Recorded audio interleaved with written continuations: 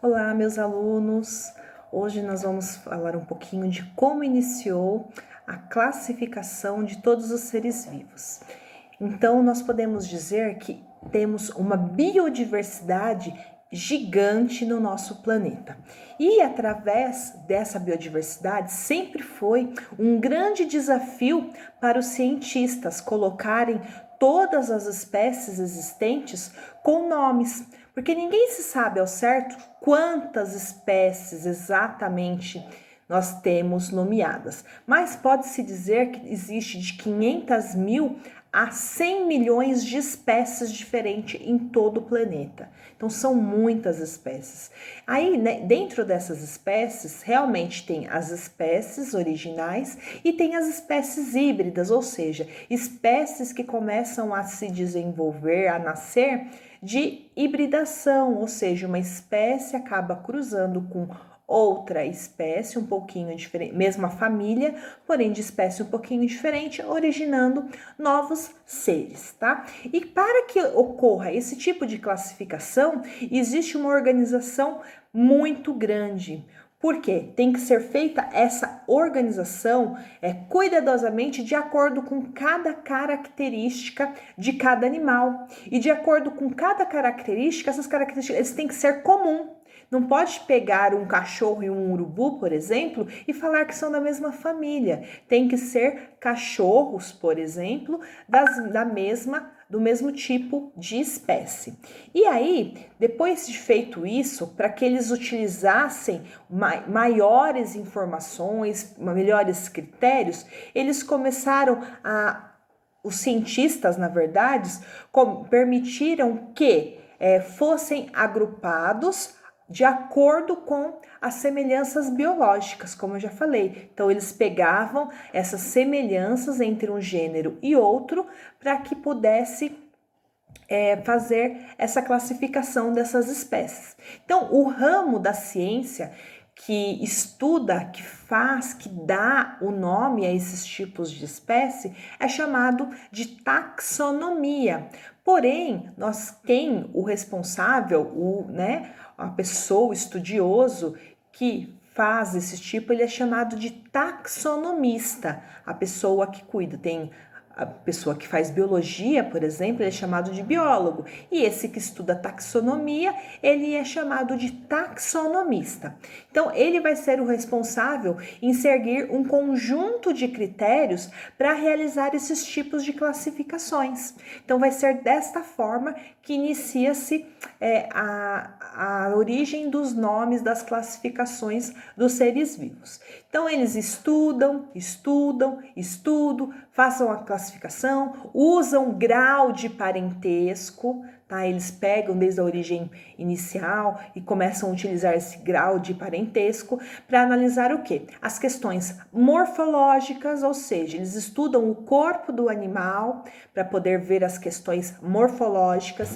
Eles estudam também as questões fisiológicas, ou seja, as funções, o mecanismo, como que as pernas, os bracinhos, as asas de muitos deles funcionam, ou seja, as funções morfológicas de cada espécie, o comportamento, como que ele voa, se ele anda, então ele estuda o tipo de comportamento, do que ele se alimenta, e também a função genética, eles analisam o seu DNA, a função genética que tem ali com seus níveis de parentesco para fazer a comparação, para começar a fazer esse tipo de classificação. Então, tudo iniciou quando Aristóteles foi o primeiro filósofo cientista que começou a fazer esse tipo de classificação. Porém, a classificação dele foi dada como uma classificação artificial, porque ele começou a separar os animais como aqueles que possuem sangue e aqueles que não possuem. Foi essas as primeiras classificações que Aristóteles deu para a ciência. Ele começou a classificar as árvores, por exemplo, como grandes e pequenas. Aí depois, dentro dessa classificação de grandes e pequenas, ele começou a utilizar subdivisões como arbustos, árvores menores, subarbustos, gramas, e ele começou a gerar subdivisões dentro dessas espécies. E através disso, ele foi classificado como um tipo de classificação muito artificial. Foi dessa forma que iniciou-se as taxonomias, as classificação de gêneros. Porém, depois ele começaram a fazer as classificações nos animais. Aí começou a classificação, por exemplo, como aéreos. Aí eles englobavam morcegos, aves, insetos, tudo dessa forma, mas era assim, muito plena, era muita quantidade, não era tão bem organizado. E justamente por isso foi classificada também como artificial. Porém, após Aristóteles veio Linneu.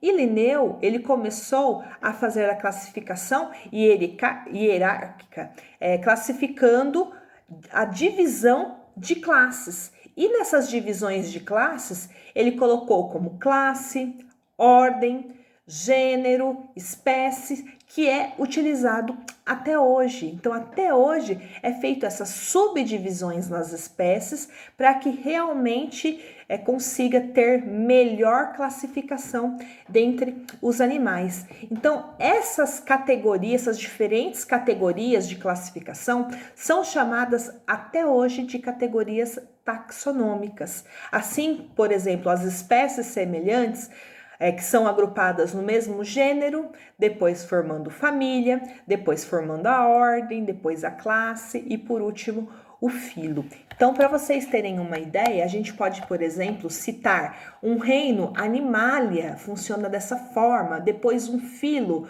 Chordata, uma classe Mammalia, que quer dizer dos mamíferos, e aí começa a ordem, por exemplo, carnívora, né? Ela pode subdividir uma outra família, gerando, por exemplo, Canidae, dos caninos, um gênero específico, aí você pode utilizar o gênero que você quiser, como, por exemplo, um Quizócium, é um tipo, né, um gênero específico, e a espécie também. Então, você pode utilizar dessa seguinte forma, dessa seguinte organização para você fazer realmente a taxonomia perfeita. E assim ocorrem as evidências no grande parentesco evolutivo.